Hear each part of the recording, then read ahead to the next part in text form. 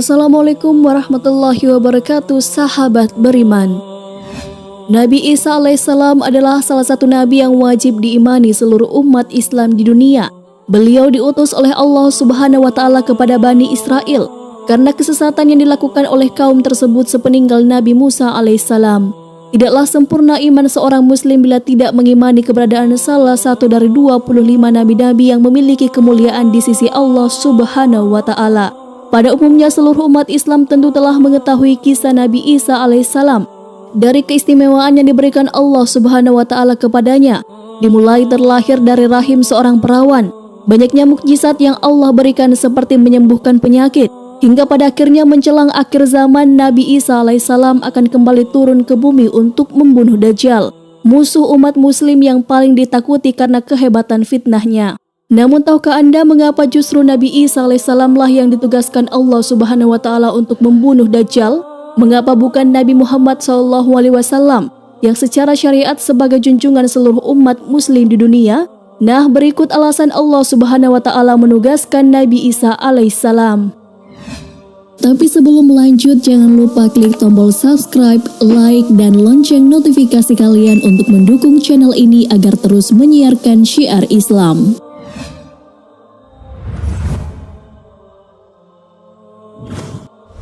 Allah menunjukkan kebenaran agama Islam. Nabi Isa alaihissalam kembali turun ke bumi diyakini akan menegaskan kebenaran dari ajaran Nabi Muhammad SAW. Tidak bisa dipungkiri bahwa saat ini banyak umat Nabi Isa yang tidak menerima ajaran Nabi Muhammad SAW. Padahal Nabi Isa alaihissalam merupakan pengikut dari Rasulullah SAW. Al-Bagawi menceritakan dalam tafsirnya bahwa ketika Isa alaihissalam mendatangi Baitul Maqdis, di mana orang-orang sedang bersiap sholat asar, maka imam di masjid itu mundur dan menyuruh Isa untuk maju. Namun Nabi Isa enggan dan ia tetap sholat di belakang imam dengan syariat Nabi Muhammad SAW. Kami telah mendapatkan riwayat dari Nabi SAW. Sungguh hampir dekat waktunya turun di tengah-tengah kalian Isa bin Maryam sebagai hakim yang adil. Ia akan menghancurkan salib, membunuh babi, menghilangkan jizyah, upeti karena kafir zimmi sudah tidak ada lagi, semuanya muslim. Akan dihancurkan seluruh agama di zaman beliau kecuali Islam. Hadis riwayat Bukhari. Nabi Isa alaihissalam masih hidup.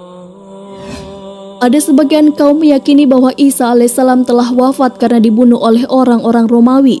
Namun sebenarnya Allah Subhanahu wa Ta'ala menyelamatkannya dengan menggantikan peran Nabi Isa alaihissalam kepada orang yang wajahnya diserupakan dengan beliau. Sedangkan Nabi Isa alaihissalam sendiri diangkat ke langit atas izin Allah Subhanahu wa Ta'ala. Karena ucapan mereka orang Yahudi, sesungguhnya kami telah membunuh Al-Masih, Isa putra Maryam, Rasul Allah. Padahal mereka tidak membunuhnya dan tidak pula menyalibnya. Tetapi yang mereka bunuh ialah orang yang diserupakan dengan Isa bagi mereka. Sesungguhnya orang-orang yang berselisih paham tentang pembunuhan Isa benar-benar dalam keraguan tentang dibunuhnya itu. Mereka tidak mempunyai keyakinan tentang siapa yang dibunuh itu, kecuali mengikuti prasangka belaka. Mereka tidak pula yakin bahwa yang mereka bunuh itu adalah Isa. Quran Surah An-Nisa ayat 157.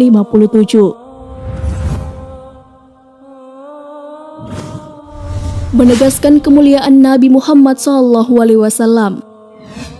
Banyak yang beranggapan bahwa Nabi Isa alaihissalam lebih mulia dibandingkan dengan Rasulullah SAW karena banyaknya mukjizat yang diberikan Allah kepada Nabi Isa alaihissalam. Kenyataan justru mengungkapkan bahwa Nabi Isa alaihissalam sendiri telah menjelaskan kepada umatnya bahwa akan datang Rasul terakhir setelah dirinya. Nabi Isa alaihissalam sendiri merupakan pengikut Rasulullah. Bentuk penghormatan Nabi Isa alaihissalam kepada Rasulullah adalah dengan kabar yang diberikan Nabi Isa alaihissalam mengenai Nabi Muhammad sebagai penyempurnaan ajaran yang telah beliau sampaikan kepada umatnya. Allah Subhanahu wa Ta'ala berfirman, dan ingatlah ketika Isa ibnu Maryam berkata, "Hai Bani Israel, sesungguhnya aku adalah utusan Allah kepadamu, membenarkan kitab sebelumku yaitu Taurat, dan memberi kabar gembira dengan datangnya seorang Rasul yang akan datang sesudahku, yang namanya Ahmad Muhammad. Maka tak kala Rasul itu datang kepada mereka dengan membawa bukti-bukti yang nyata, mereka berkata, ini adalah sihir yang nyata." Quran Surah As-Saff ayat 6. Telah dekatnya ajal Nabi Isa alaihissalam. Sebagaimana telah dijelaskan sebelumnya bahwa sebagian kaum beranggapan bahwa Nabi Isa alaihissalam telah wafat, padahal Nabi Isa alaihissalam akan wafat setelah melaksanakan tugas yang diberikan Allah Subhanahu wa taala menjelang akhir zaman. Lansiran dari questionislam.com menjelaskan bahwa Nabi Islam alaihissalam pada akhirnya juga akan mengalami kematian sebagaimana layaknya manusia. Namun kematian beliau akan tiba setelah membunuh Dajjal dan menegakkan keadilan bersama umat muslim di seluruh dunia. Beliau tinggal di bumi selama 40 tahun kemudian Allah wafatkan dan disalati kaum muslimin. Hadis riwayat Abu Daud, Ibnu Hibban. Sebagai muslim yang beriman tidaklah pantas bagi kita untuk membanding-bandingkan siapa nabi yang lebih hebat, karena semua nabi yang diutus oleh Allah Subhanahu wa taala mempunyai tujuan yang sama, yaitu mengajak bertauhid, mengagungkan kebesarannya.